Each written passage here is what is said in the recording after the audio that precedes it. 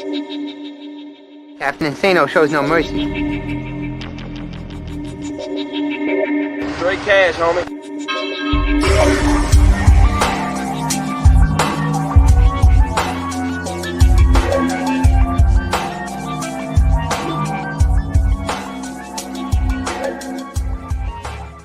Hold on to your butts. What's up, everybody? Welcome back to the Basement Monsters Game Day podcast on Sports Zone Chicago. I'm Evan Vargas. That's Luke Nettles, and man, dude, I think it's a close one. It's 18-7 right now, but I feel like the Washington football team is in it, but they're not in it. You know what I mean? Like things aren't going their way. I'll just say I'll put it that way. Heineke isn't bad. He's not doing bad. A couple things kind of got the refs kind of meddled a little bit. You know what I'm saying? The refs interjected themselves a little bit here, yeah, or just didn't even call anything at certain points here in the first half. I just feel like the Washington football team's right there. They're right there with the Bucks. Although the score says they're down 11, I feel like they got a puncher's chance in the second half. They have to eliminate the big plays. But, for right now, the Bucks have the lead. Yeah, and Washington gets the ball at halftime. So if they could go down and score, it gets even tighter. So Tampa's got that defense needs to step it up a little bit. So we'll see what happens. But I feel like Tampa's going to go ahead and just let it rain down here in the second half. I think they're going to air it out a lot more. I think Fournette's done an all right job. I wouldn't say it's anything to be like to rah about.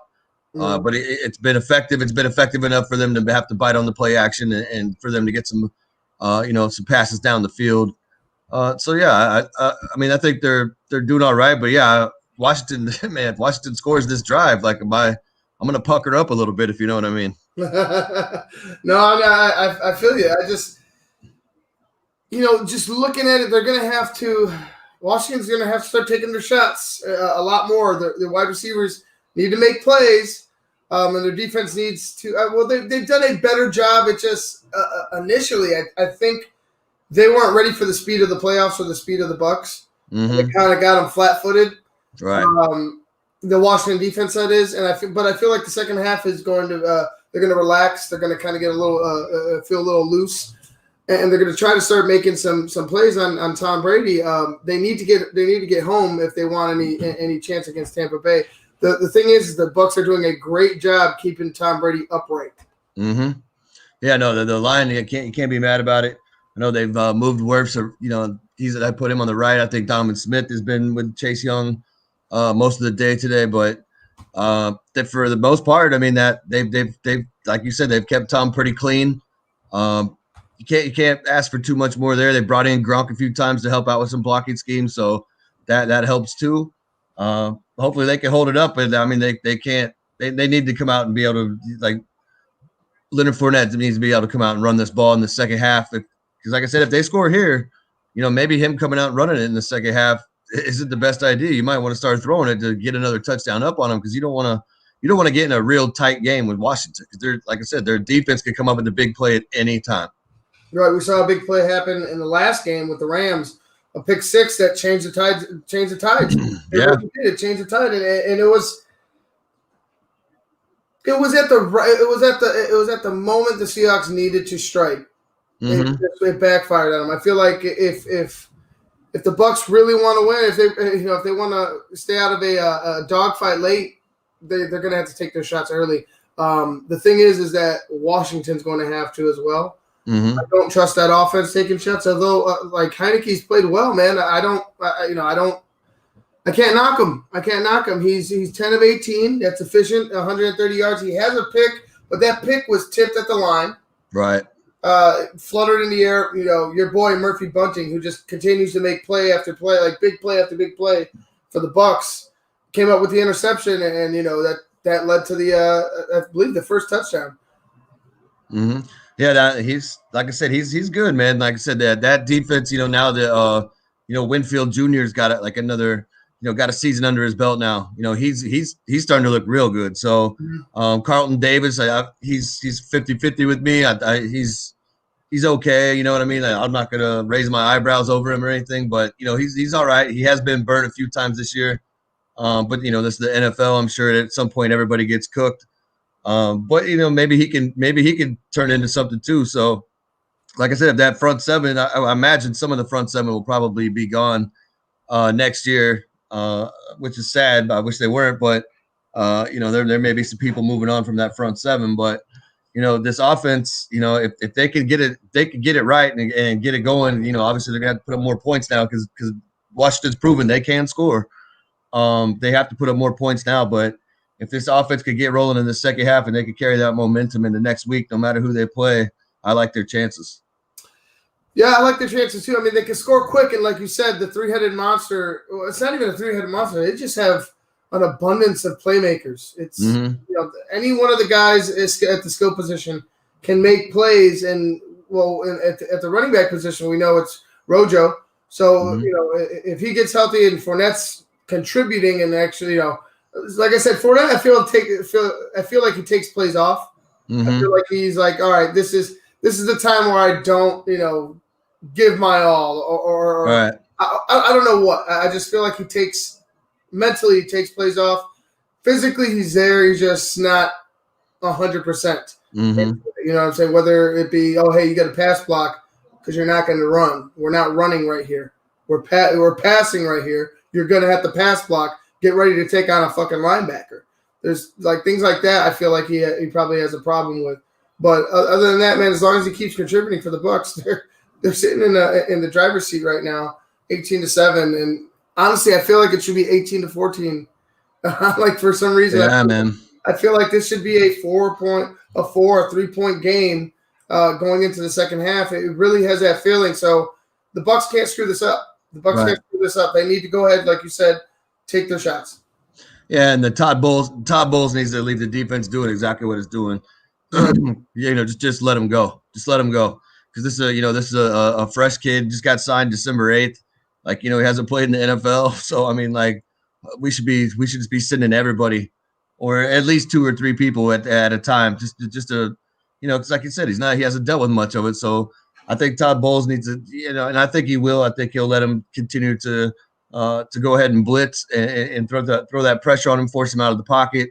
And I think eventually that pressure is going to start getting home and it's going to cause a turnover. But I said AB would have 2 touchdowns this game. He's already got the first one, so hopefully he gets the second one in the second half. Yeah, we'll see. Tom Brady, 12 of 23, 209 yards, 2 touchdowns. Just doing what he does. Like I said, they haven't gotten to him yet. Chase Young hasn't touched him yet, I don't believe. Fournette, 11 carries, 46 yards. Godwin, 3 receptions, 56 yards, a touchdown. Brown, 249, a touchdown. Cameron Brate, 2 for 43. Mike Evans only has 1 catch, 15 yards. Like, when is Mike? I mean, if everybody else is kicking ass, who cares? It's right. Playoffs. But you feel like Mike Evans might make an appearance here in the second half. Yeah, probably. I mean, I would look for him to. If not, then I can. I mean, I understand because he's. I kind of understand. Like, he's in the game, but they're not trying to work him too hard. Just because like he's had that hamstring for like the past 6 weeks or 7 weeks, whatever it's been, and it's like heavy decoy this week. Right. So right. So it's like, we'll throw you 1 or 2 just to make them think we're going to you, and then we're going to leave you alone. I mean, I'd rather see him play that way though. To tell you the truth, like, save him for the next game. Yeah, if you have the horses, why not? And right. You have a lot of them. You have a lot of guys that could go stretch the field for you and go make a big play. Mike Evans, he's doing. I feel like if you put it like that, I feel like he's probably doing exactly what he needs to do. Right, yeah. Hey, look at big number 13 coming in, guys. Right.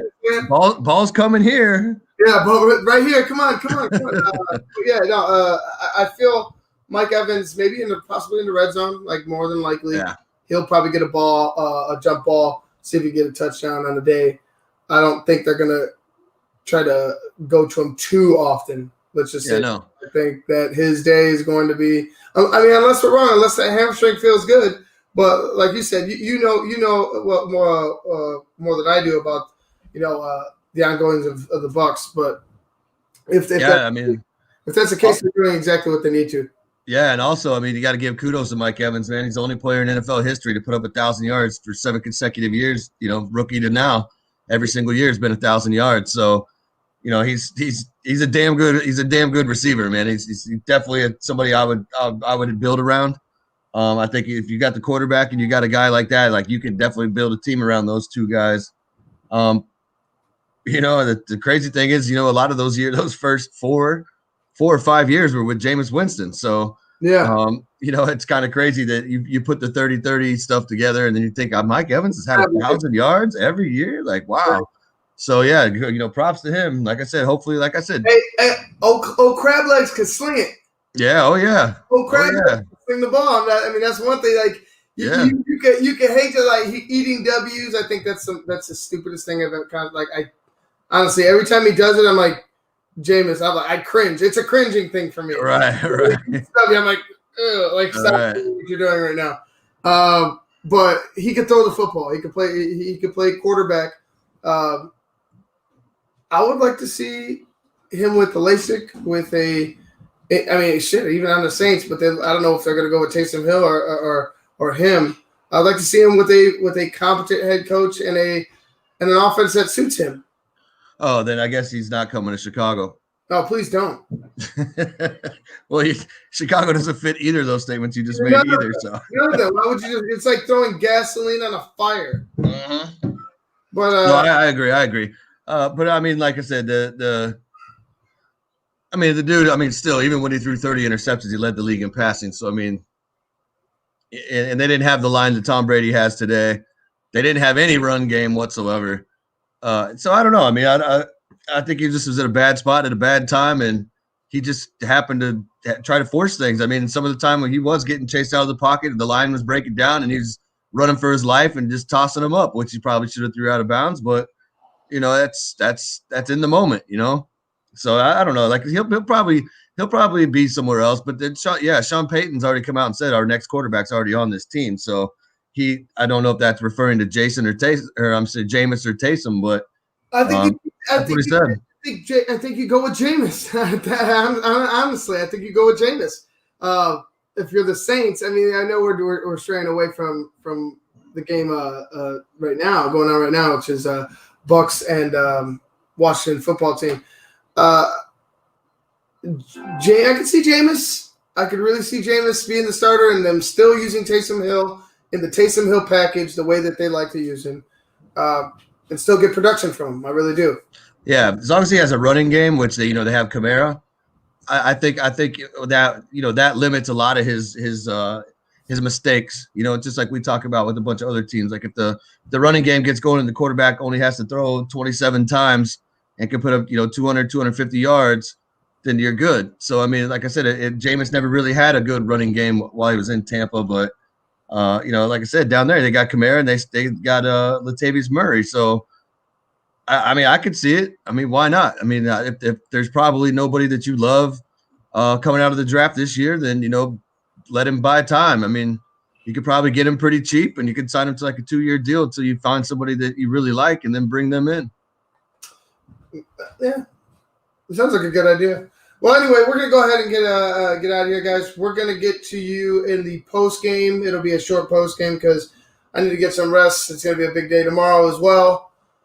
3 games tomorrow. Don't forget. And I hope it's a good second half. Hopefully you get the W, obviously, so you can go to bed happy. It'll be a happy week, and we don't have to do an angry post game. Right. All right, guys. Until the post, we'll see you later. Peace.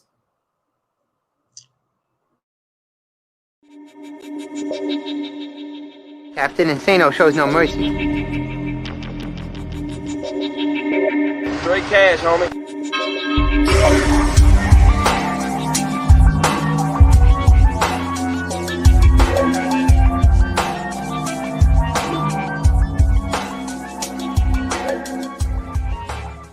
Hold on to your butts.